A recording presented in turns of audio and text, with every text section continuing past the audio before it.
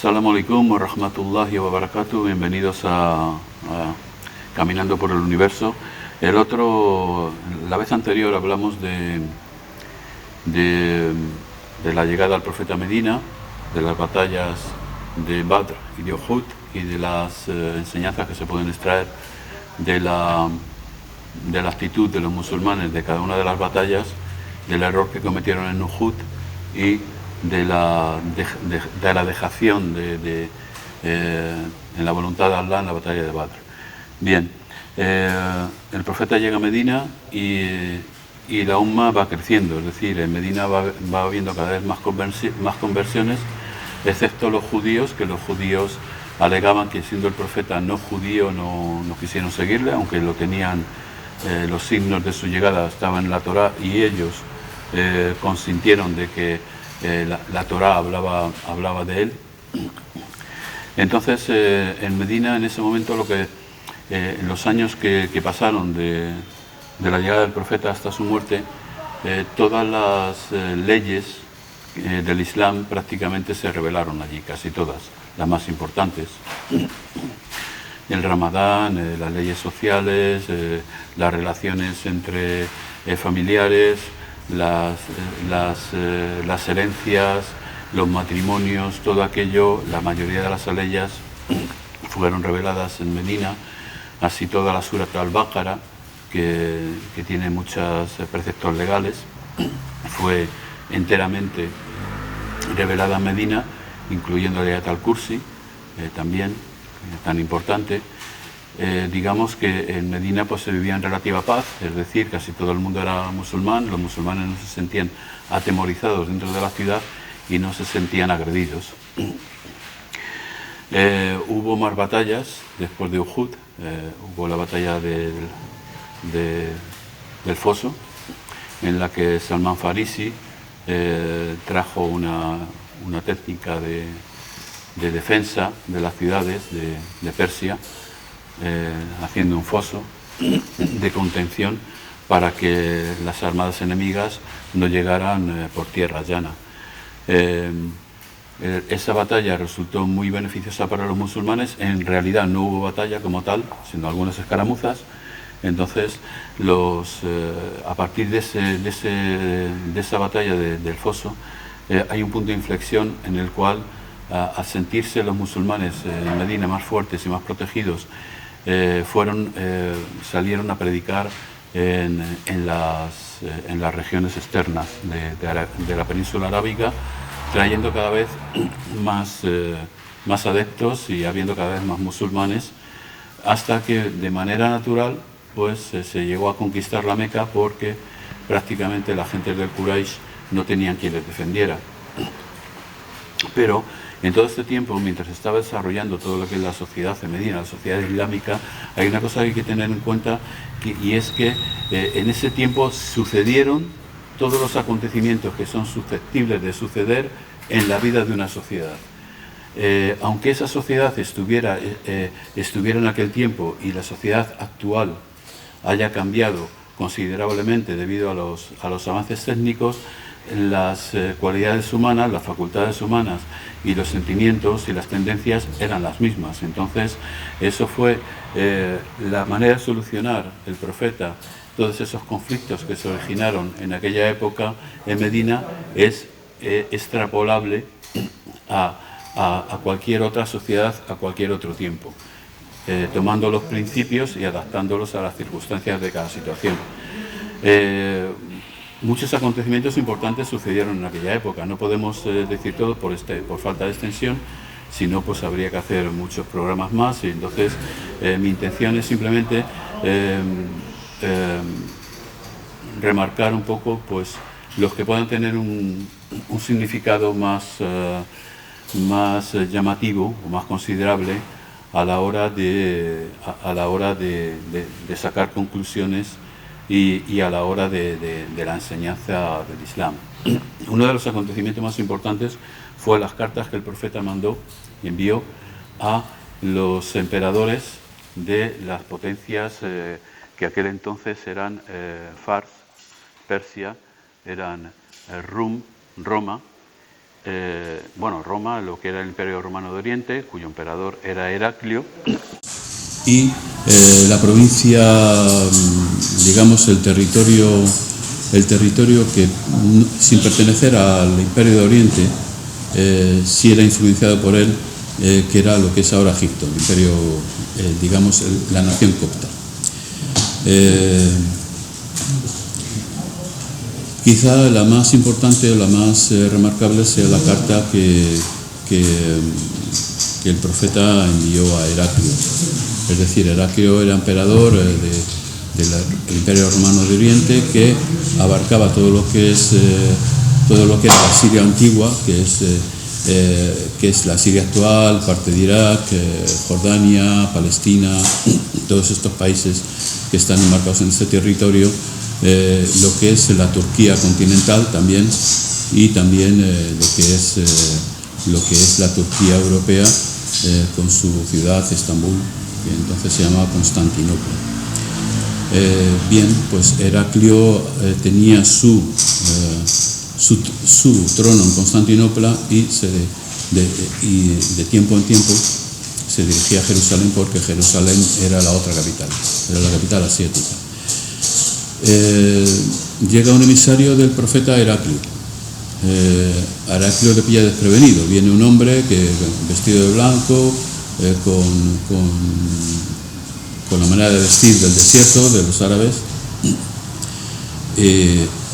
Llega con una carta y se la da. Entonces Heraclio abre la carta y se encuentra con que hay alguien que le dice que es un profeta y que le invita a convertirse a la religión del Islam, a despecho de tal manera que si no lo hiciera incurriría en el pecado de los arrianos. Esto es muy importante para lo que sigue. Los arrianos eran un grupo formado en el año 825 de cristianos que no creían en la divinidad de Jesús y creían que era el Mesías, como lo creen los musulmanes, pero que no era hijo de Dios y era un profeta. Era el profeta de aquellos tiempos. Y a su vez, esto, consecuentemente, lo que les hacía creer es en la llegada de otro profeta al que Jesús mismo aludió en el pasaje de Pentecostés. Sin embargo, el Imperio Romano de Oriente no tenía los mismos principios doctrinales que el Imperio Romano en general, o que los cristianos de Roma. ¿Qué ocurre? Pues que ellos también estaban esperando la llegada de un profeta, estaba profetizado, y Heraclio lo primero que hizo fue consultar, cuando le llegó esta carta, al obispo de Constantinopla, que sí le dijo que ellos estaban esperando un profeta, los cristianos cultos, que sabían que conocían los libros sagrados, y que probablemente este hombre sería, que estaba intentando comunicar con él, sería el profeta esperado. Bien, Heraclio, ¿cómo reacciona? No reacciona mal, no reacciona negativamente, pero tampoco da muestras de reaccionar positivamente a la carta y de aceptar lo que el profeta le estaba diciendo. Era un hombre muy cauto, un hombre muy inteligente, muy precavido, y bueno, pues parece ser que dominaba la estrategia política. Lo que hizo él estaba convencido de que ese era el profeta, de que había que seguirle, y quiso invitar a sus nobles a hacerlo. ¿Cómo lo hizo? Pues eligió el palacio, cerrando las puertas, eligió la gran sala de reuniones del gobierno del palacio, cerrando las puertas por fuera para que no pudiera nadie salir. Convocó a los nobles y les leyó la carta, les dijo que él personalmente creía que ese era el profeta que se estaba esperando. Claro, los nobles, aquello fue un palo muy gordo, porque evidentemente ellos pensaron rápidamente que un señor de Arabia iba a venir a apoderarse de su reino y que iba a hacer y deshacer. Y ellos eran gente muy poderosa, con muchos medios materiales, y gente muy apegada a las riquezas. Entonces lo que hicieron es negarlo rotundamente. Intentaron salir por la puerta, renegando también de su emperador, de Heraclio, y entonces Heraclio los calmó diciendo: no, es que yo quise probaros. No era no era serio lo que os decía, solamente quise probar vuestra fe. Y ahí se quedó Heraclio, ahí se quedó dominado un poco por su apego al poder. Era emperador, no cualquier emperador deja el trono a favor de otro que dice que es un profeta, que viene a tomar no a tomar posesión del trono, pero a mandar sobre él.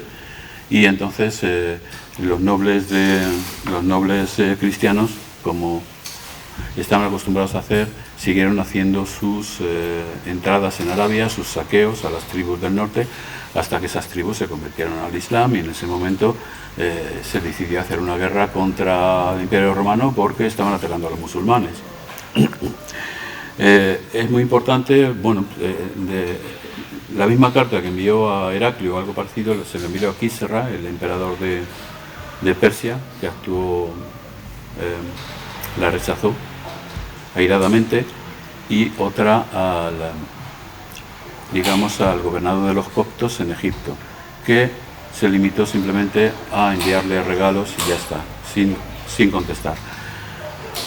Bien, esto es importante desde el punto de vista de la extensión posterior del Islam, de por qué llegó esa extensión y por qué los musulmanes, siendo vistos como un peligro potencial, fueron atacados por las grandes potencias que les quisieron someter a tributo. A raíz de eso conquistaron Persia, conquistaron Turquía, conquistaron Asia Menor, y los ortodoxos, los cristianos ortodoxos, se quedaron reducidos solamente a Constantinopla, a la posesión de Constantinopla y la Turquía europea y Grecia. Otro hecho remarcable que sucedió en la época de Medina, ocurrieron muchos, es al que vamos a dedicar nuestro próximo capítulo, por así decir,